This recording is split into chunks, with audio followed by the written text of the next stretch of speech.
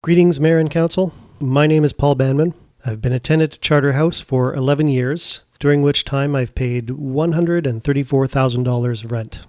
I have the misfortune of having significant first-hand insight into how Starlight conducts their business, and although I believe they are consistently psychopathic in their disregard for tenant well-being, if we must completely ignore the owner's well-earned infamy, I believe the development proposal remains deeply flawed entirely on its own merits.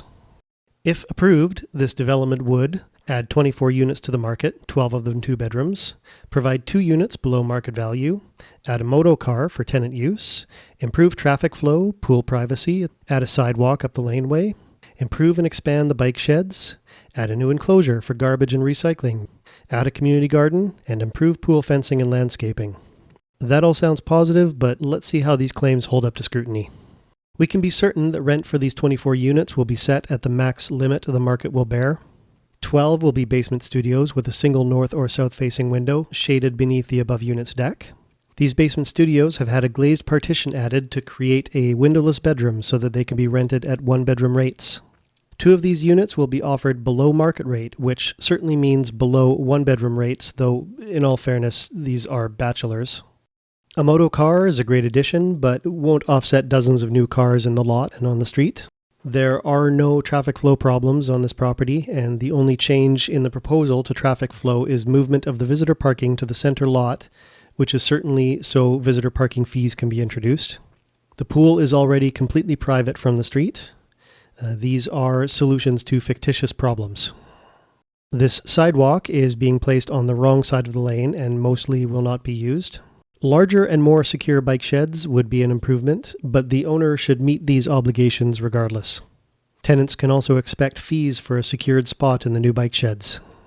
There are already enclosures for recycling, the owner just neglects to use them. The garbage bins are away from the buildings, and in 11 years here I have never observed odor from them, though moving the bins for 350 tenants into one small building may change that. The new single indoor location will triple the distance tenants from Regent Tower must travel to dispose of their garbage and recycling. A community garden would be a great addition, but this one appears to be big enough for perhaps 4 of the approximately 350 tenants on site to use.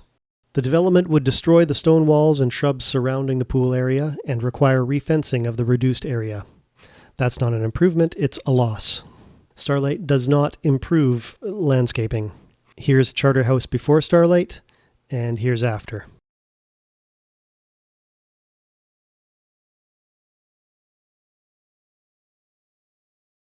Here's Goodacre Towers before Starlight, and after.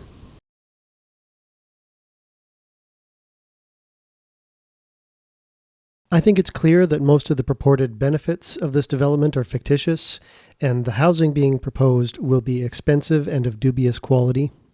As for what will be lost, if Council approves this development, at least 7 of the remaining beautiful old original trees will be destroyed, leaving almost nothing on the property but lump grass, which is yellow half the year, and small birch trees, which are leafless half of the year and a sad replacement for what will have been lost.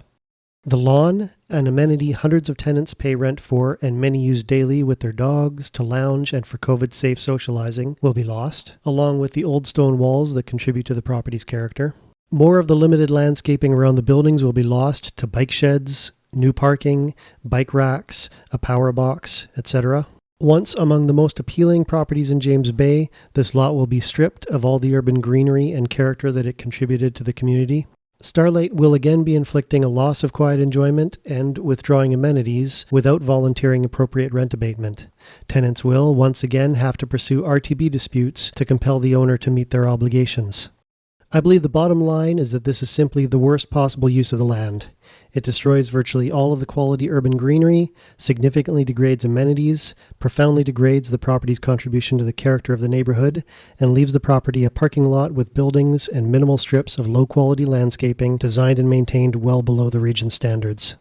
I can't imagine Council approving a densification downtown that would build on limited green space rather than on a large open parking lot, and I can't fathom how this could be acceptable in James Bay. I urge Council to decline this deeply flawed application. If densification on this property is worth doing, it's worth doing right. Thank you for your attention.